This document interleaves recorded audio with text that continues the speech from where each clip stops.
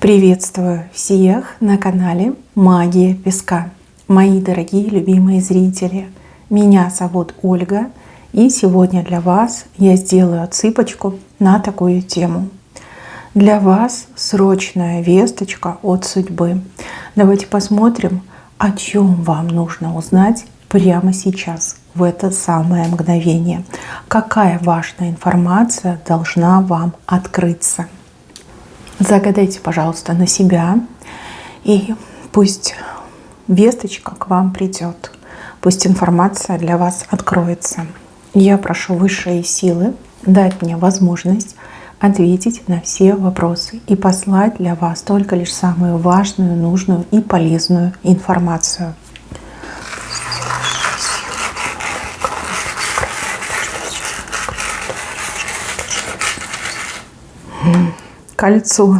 Кольцо, мои хорошие. Прям сразу вам идет кольцо. Это серьезный знак, еще и восклицательный знак рядом над кольцом. Для вас это момент, которого вы, наверное, уже и не ждали, либо на который не надеялись.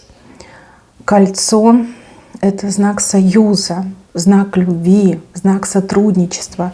Да, мои хорошие, судьба говорит о том, что действительно будут перемены, и перемены такие, которые вы не ждете, перемены, которые полностью поменяют все в вашей жизни. Я бы даже сказала, перевернут.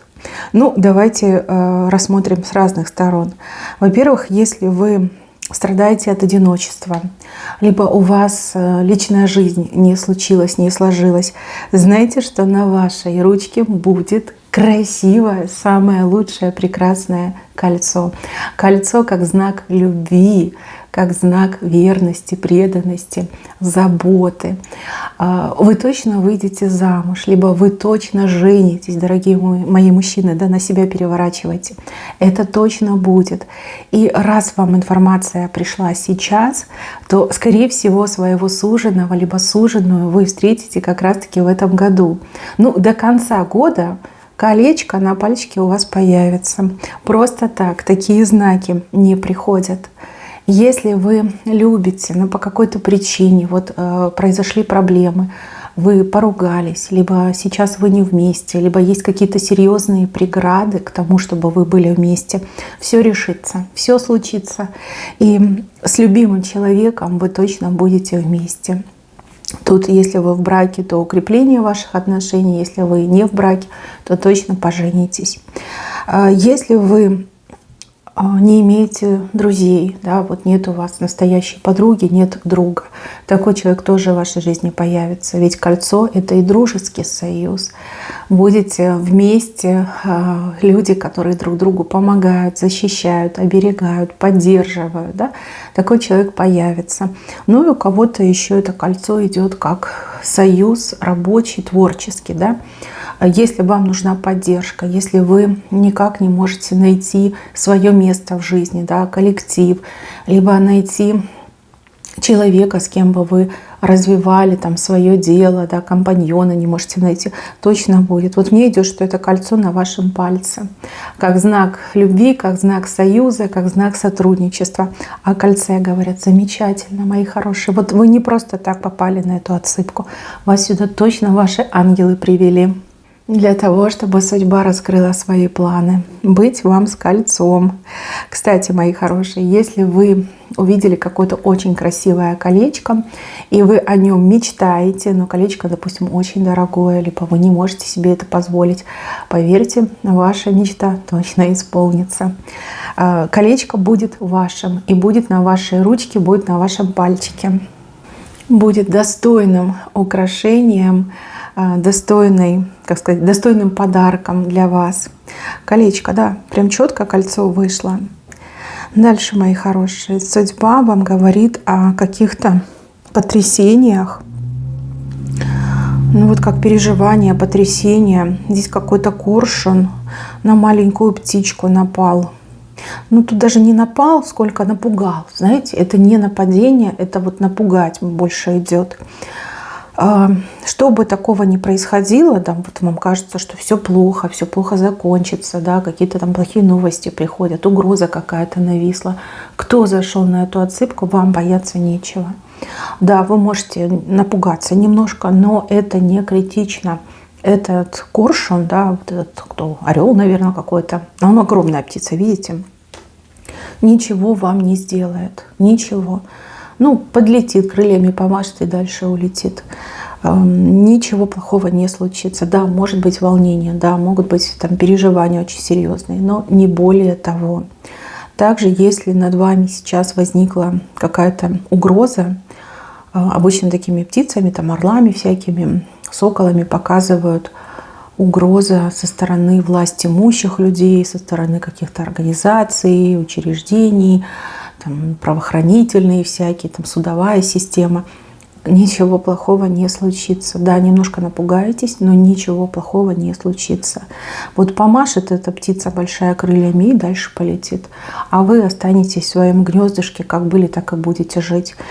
Это просто как напугать. Да? Вас может это напугать, но плохого с вами не будет.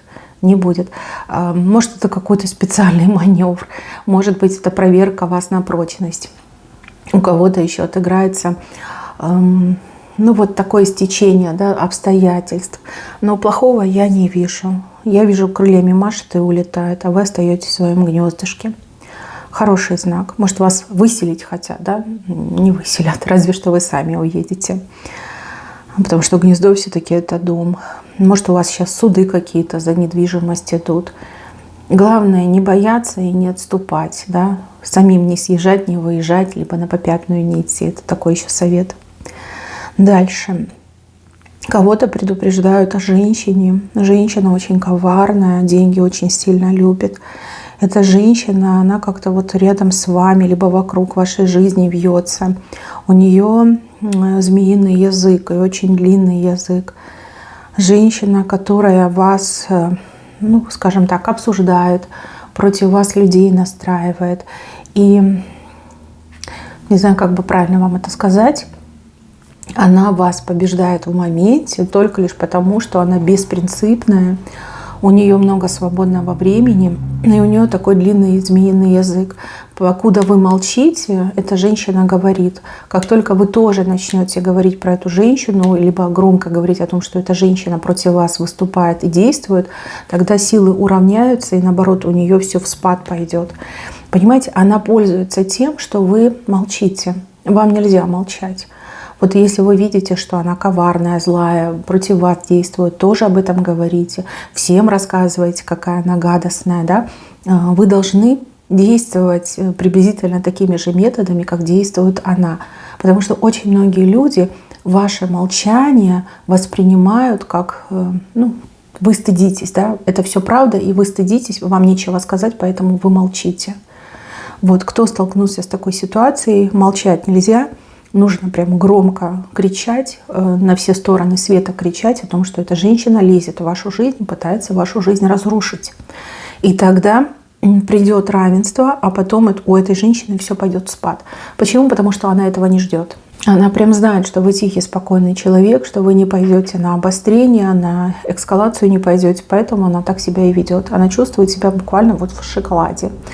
Давайте, действуйте, говорите, кричите, возьмите на вооружение ее методы, ее даже слова можете взять.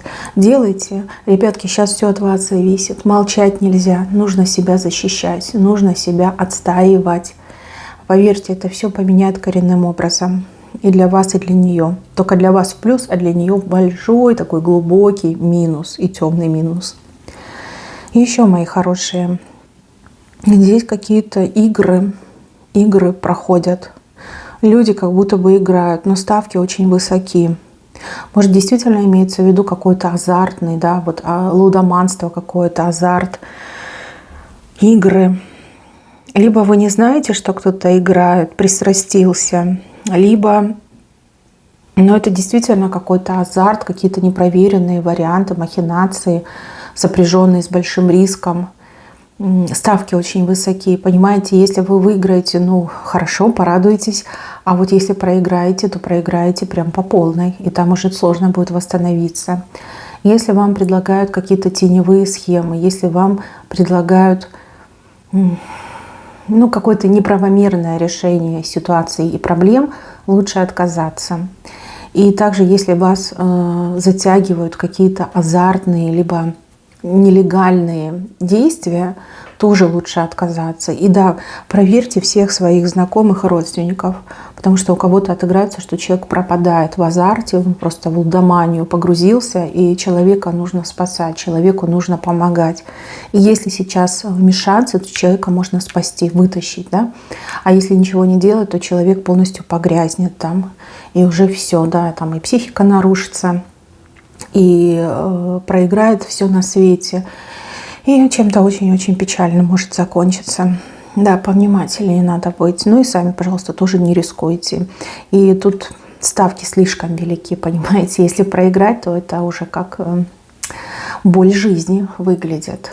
А выигрыш не настолько велик, не настолько хорош. Да, допустим, какая-то нелегальная схема, и кажется, что там такого, да, ничего страшного. И если, например, раскроется, либо поймают, то там и судимость может быть, понимаете, и клеймо на всю жизнь. Оно вам надо, оно вам совершенно не надо. Поаккуратнее надо быть. Не могу понять, то ли это про вас речь, то ли о ком-то из вашего окружения. Но если из вашего окружения, то человек промышляет лудоманией и азартом. И нужно человека буквально спасать. Дальше.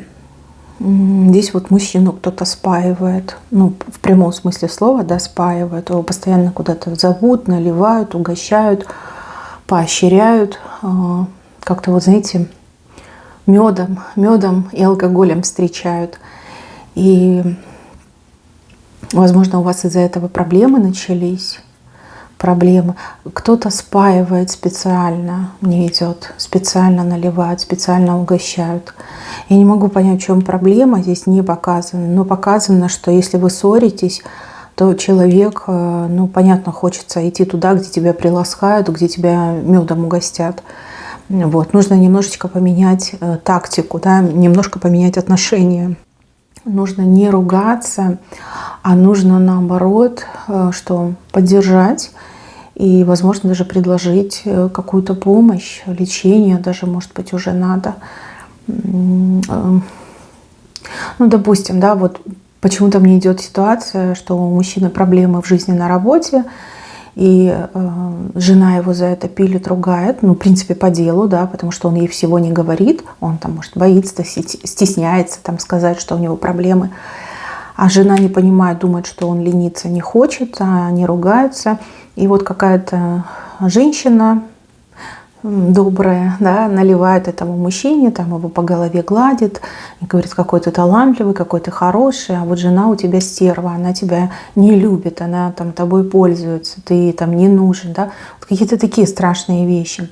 И знаете, что еще страшное? Это не обязательно разлучница, вот мне идет, мне еще идет, что это, может, у кого-то разлучница, да, вот так мужчину к себе привязывает, а у кого-то, возможно, и маман, да, мамочка любящая, сыночка жалеет, возможно, она ревнует, возможно, она вообще как-то против вас была настроена, и тут она пользуется ситуацией. То есть ей даже все равно, что мужчина, муж, сын, да, алкоголиком станет. Ей вот главное, чтобы с вами расстался, да, вот какая-то такая еще информация пришла. Будьте поосторожней, будьте поосторожней. У кого-то, возможно, вот сын, да, сын, какая-то компания, там они наливают, разливают, пьют, употребляют. Может, какая-то девица, да, решила вашего сына на себе женить, может, она вообще там, почему-то мне идет какая-то беременная девушка, да, вот такая информация, решила, что вот, сейчас я подсуечусь, и будет, значит, ваш сын воспитывать моего ребенка, да. Что он помнит, когда он в пьяном угаре? Не помнит он. Она скажет, что вот было. Какие-то люди подтвердят, что видели. И все. И все. И уже, как знаете, честный человек, благородный человек должен будет жениться. И воспитывать, тянуть на себе эту девицу и ее ребенка. Конечно, многие могут сказать, что чужих детей не бывает. А с другой стороны, в смысле, Если бы я понимаю там по любви, да, когда мужчина осознанно выбирает женщину с ребенком, он это все понимает, а когда через обман, ну извините меня, нет, так нельзя. Значит, мамы, жены, пожалуйста, будьте поаккуратнее. Что-то происходит. Если ваш мужчина начал приходить под шофе, пьяненький, от него пахнет, и неконтактный, стал отворачиваться, бурчит, мычит, вот явно кто-то спаивает. И спаивают конкретно вот с целью, чтобы либо через обман устроиться, либо вот именно спаивая человека с вами разлучить, да, что рассорка произошла. Но вот какая-то такая неприятная информация. Я, конечно, постараюсь все это закрыть. И про азарт, про вот это закрою, и это закрою.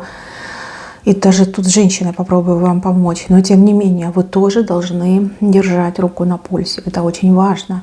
Ведь именно сейчас решается ваше будущее. Именно сейчас разворачиваются на полную события. Вот, важно.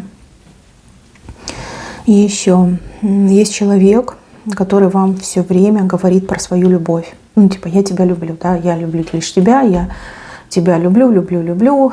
Там, как он не врет вам, да, он говорит вам то, что есть, он вас любит. Но любовь у этого человека — это как яд, это как отрава.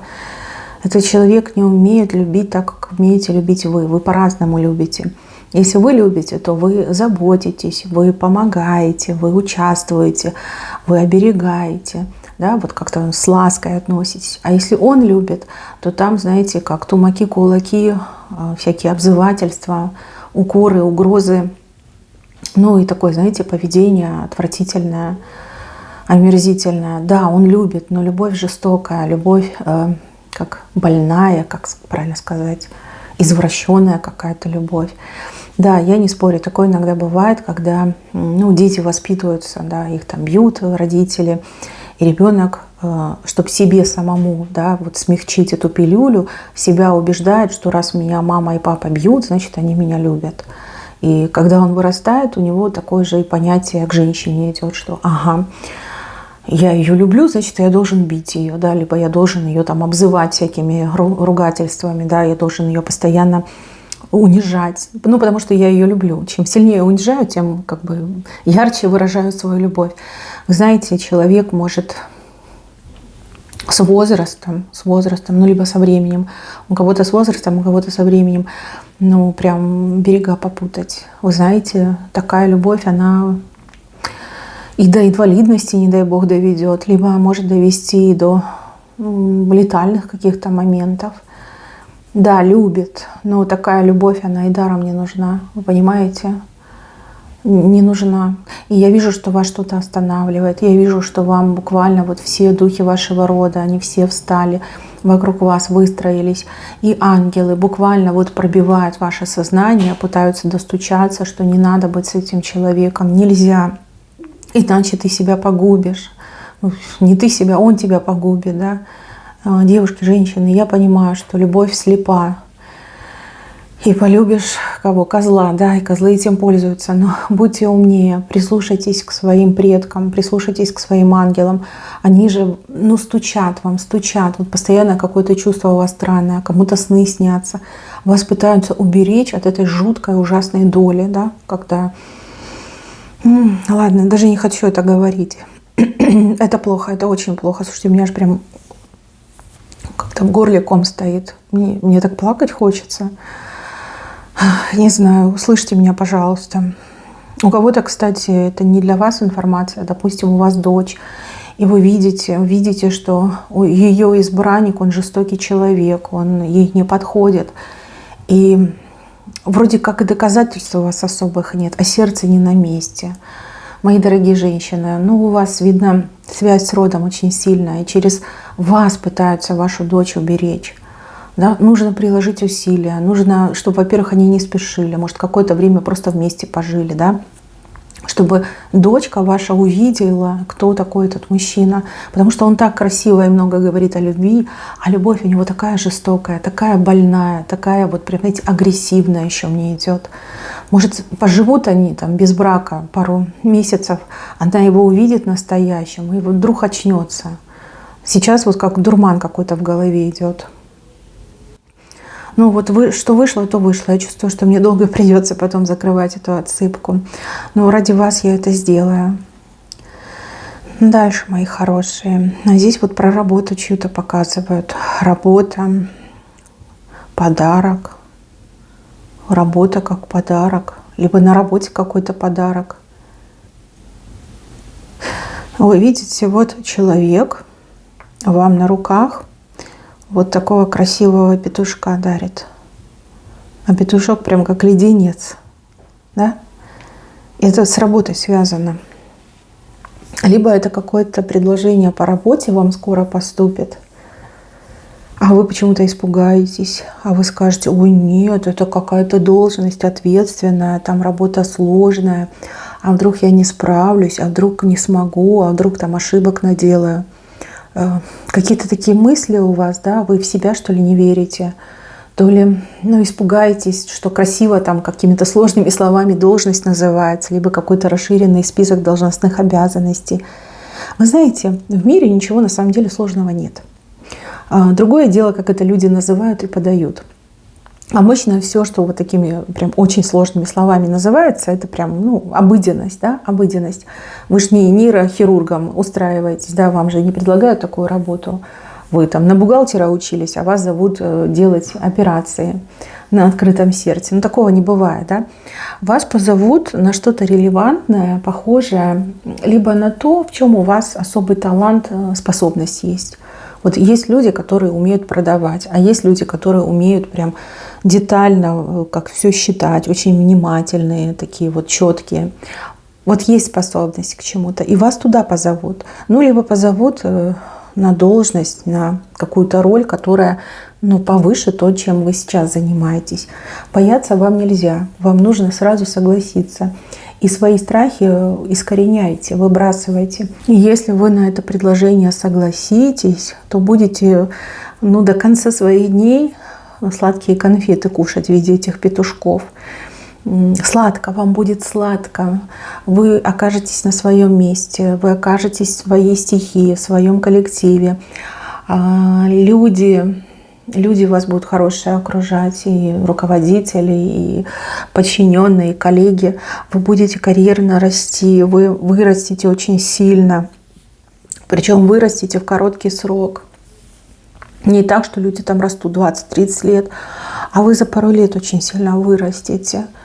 Вы долго молили о таком шансе, вы долго просили такую работу себе, да, чтобы вас заметили, чтобы вам честно платили, чтобы вам в радость было работать, да, заниматься работой. Но вот вам будет предлагать человек. Человек высокий и худой, это может быть и мужчина, и женщина, но именно высокий и худой показано. И именно предлагает. Да? Не так, что вы пришли просить, а именно вам предлагают. Может быть, вы придете там на какую-то должность, собеседоваться, например, HR, либо там начальник, кто будет вас собеседовать, посмотрит и скажет: вы знаете, а вы нам подходите на более высокую должность, да, вот хотите, вот соглашайтесь, говорите: да, хочу, буду, умею, сделаю. Не теряйтесь, не бойтесь, не смущайтесь. И также у кого-то еще может отыграться, что это предложение, допустим, внутри той компании, в которой вы сейчас работаете. Предложение по поводу роста, либо даже перехода в какой-то другой отдел. Тоже отказываться нельзя. У кого-то еще может отыграться как предложение по сотрудничеству. Допустим, вы занимаетесь своим делом дома, да, на кухне, либо в своей комнате, что-то делаете, и у вас получается, но обороты слишком маленькие, вам нужно расширяться, но у вас нет капитала на то, чтобы расширяться.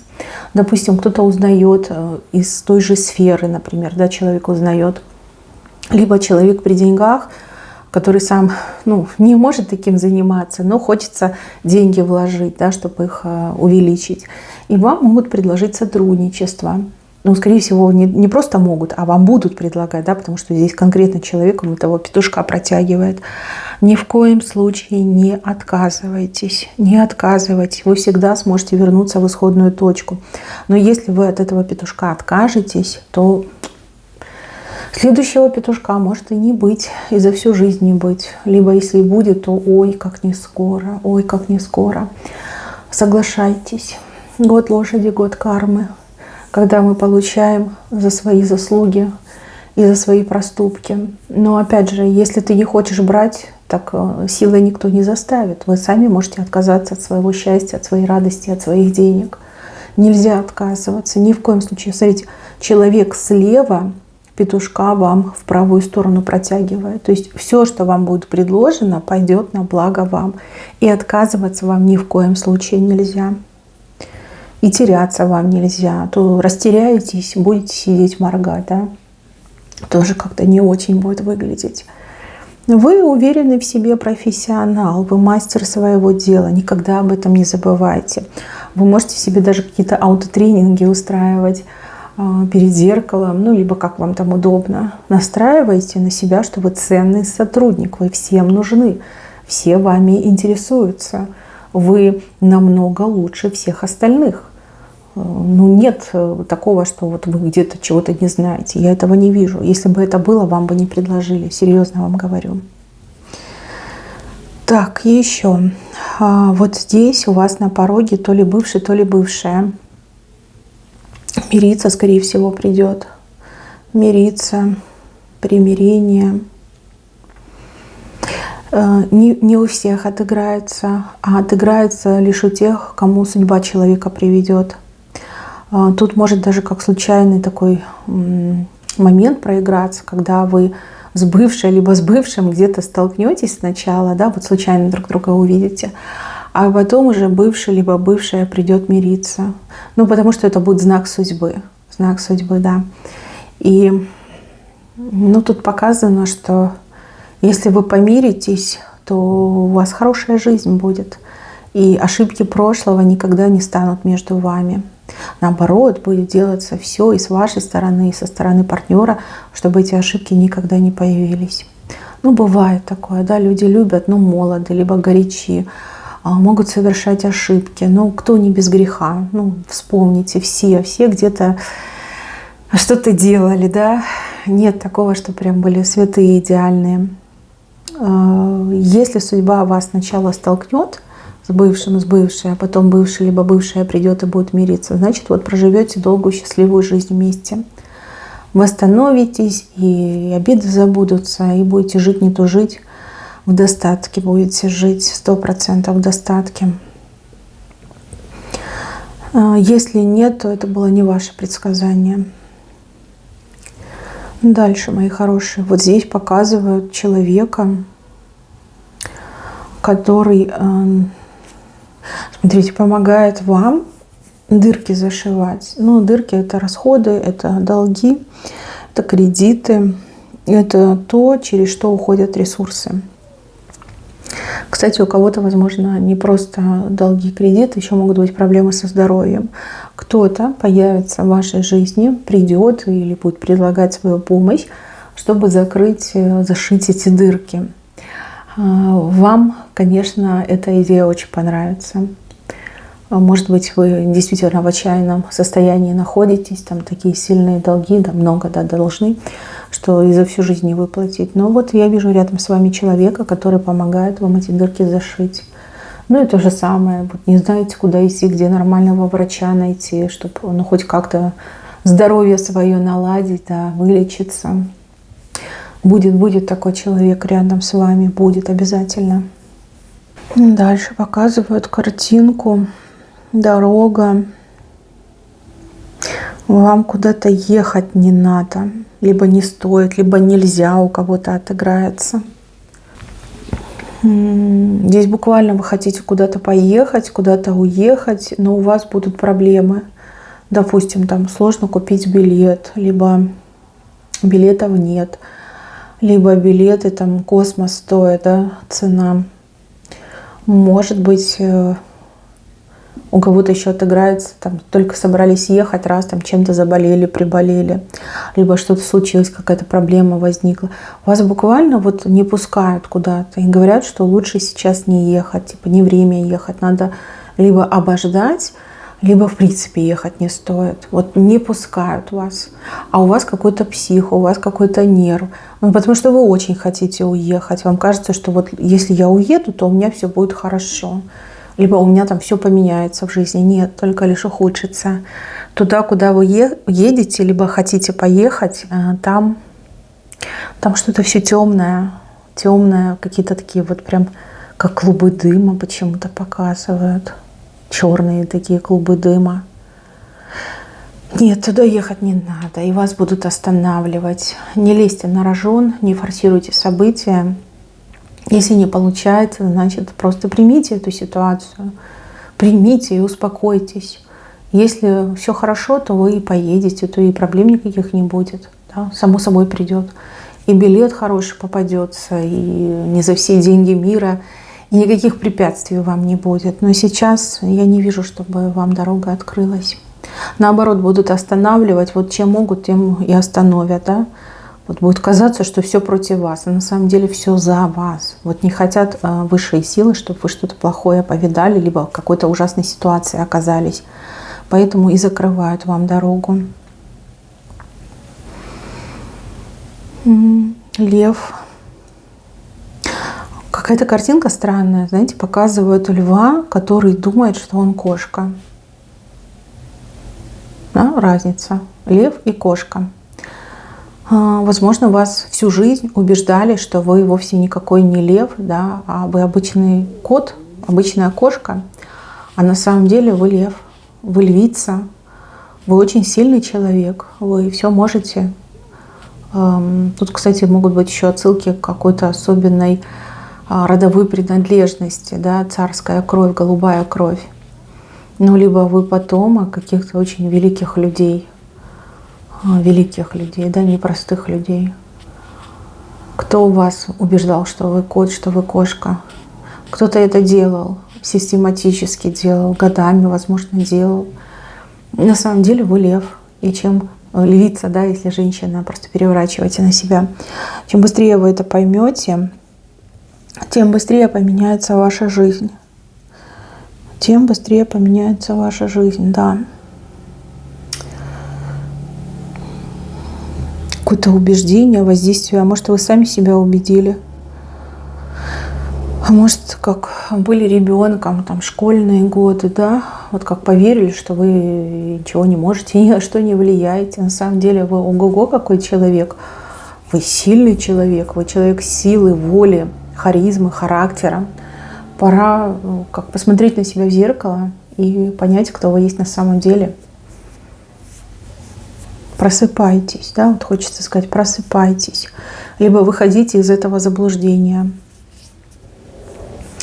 Так, еще показывают буквы. И здесь буква R, буква L, буква В и буква А. Возможно, это инициалы имен, либо имена и фамилии. Эти люди на правой стороне. Эти люди, они за вас, они на вашей стороне. Они вам будут помогать. И даже если нет какого-то прям особо теплого отношения либо общения, тем не менее эти люди будут с вами и будут на вашей стороне. Беды либо неприятности от этих людей не стоит ждать. Такого не будет. Наоборот. Будет ровно наоборот. Да, помощь, поддержка, участие, защита, покровительство и какая-то померная помощь, посильная помощь. С другой стороны показывают букву Д, букву Н, букву С и, возможно, Ю. Возможно, Ю. Эти люди, наоборот, ваша оппозиция. Эти люди могут и обмануть, и предать, и устроить вам проблемы, и говорить вам неправду, и помехи создавать. Имейте это в виду. У кого-то это пожизненная ситуация идет, а у кого-то временного характера, да? Чтобы вы понимали, кого слушать, кого не слушать, с кем взаимодействовать, а с кем лучше вообще никаких контактов не иметь. Мужчина и женщина одинаково предсказание. Дальше показывают, что у вас за спиной прям парашют, и все равно вы боитесь прыгнуть. Почему? Потому что, наверное, не чувствуете, либо не видите этого парашюта.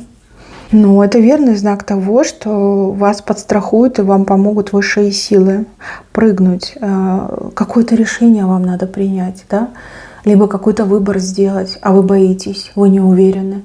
Для вас это как будто бы прыжок в бездну, да? И вы стоите и думаете, ну, точно погибну. Если я сейчас прыгну в бездну, то я точно погибну. Но у вас страховка есть, у вас парашют за спиной, у вас высшие силы ведут, вам высшие силы помогают. Поэтому бояться вам не надо. Не надо. Да, это не прыжок в бездну, это прыжок веры. Вера. Вот если вы верите, что все будет хорошо, прыгайте. Если не верите, то и прыгать не стоит. Понимаете, без веры чудеса не случаются, без веры будущее не открывается. Вот то самое будущее, о котором вы мечтали. И понимаете, парашют он есть, он, конечно же, вас подстрахует, но да, без веры все равно не получится. Никого не слушайте, прислушайтесь лучше к себе, почувствуйте свой парашют, поверьте в лучшее и принимайте решения, либо действуйте. Вот как-то так вам передают. Но то, что вас подстраховывают, это прям факт. Парашют точно есть. Дальше. Каких-то людей вы себе на спину нагрузили. Они уже такие большие, эти люди, прям огромные, какие-то великаны. А вы их все на себе таскаете. Не знаю, то ли вы за кого-то что-то делаете, либо вы чужие проблемы решаете, либо вы на себе вот прям какую-то такую лямку ответственности тянете. Так можно и надорваться. Конечно, так жизнь не в радости, ничего хорошего не видите. Те, кто на вашей спине, они взрослые, они большие, они и сами ногами могут ходить. Поскорее сбрасывайте с себя этих людей. Вам нужно жить здесь и сейчас, а не когда-нибудь там через 10 лет. Возможно, вы кем-то опекаетесь, как я уже сказала, да? Вы сами себе хуже делаете. Те, кого вы носите на спине, сами могут о себе позаботиться, и уж тем более эти люди вполне способны даже вам помогать, да? О себе заботиться и плюс еще вам помогать. Хватит таскать всех на себе. Вы не обязаны всем на свете помогать и решать чужие проблемы. Это не хорошие поступки. Это как медвежья услуга. Потому что люди вообще перестают что-то делать в жизни. Да? Они на вас надеются, от вас ждут. Вы и своей жизнью не живете, и людей балуете. Почему-то мне так идет. Нельзя. Почему-то родственники. А может даже и не родственники. Может вы в коллективе, на работе там все ошибки исправляете, за всех работаете, всех выручаете, спасаете. А на свою жизнь ни сил, ни времени не остается. Это плохо, так нельзя. Неправильно это все, неправильно. В венце показано, что вам будет какой-то знак, ну, либо какая-то великая подсказка к вам придет. Знак. Это может быть что угодно. Цифры, буквы, люди, слова, сочетания. Какие-то вот действительно знаки, указатели. И если мы говорим про подсказку, опять же, подсказка может прийти от людей через сон. Мысль может прийти ни с того ни с сего в голову. Вот в сложный момент вам обещана помощь. А сложный момент, он у вас будет. Там то ли что-то нужно будет сделать, то ли на что-то решиться, то ли с чем-то согласиться, то ли какой-то выбор, да? Выбор. И вот вам придет знак, вам будет подсказка. Только попроси, да? Попроси. Не стесняйтесь. Вот многие люди, я знаю, очень стесняются просить высшие силы о чем-то. Они думают, что высшие силы обидятся, если попросить. Вот, не стесняйтесь. Не стесняйтесь, просите то, что вам необходимо. И помощь в виде знака, в виде подсказки придет обязательно. Это вы должны знать. Эта подсказка вам потребуется в каком-то ближайшем обозримом будущем, то есть в течение 3 недель. Вот, мысленно обратитесь, либо вслух, как вам удобно, да?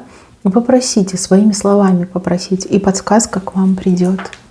Мои хорошие, на этом у меня все. Берегите себя. Всем спасибо за внимание. Всем пока-пока.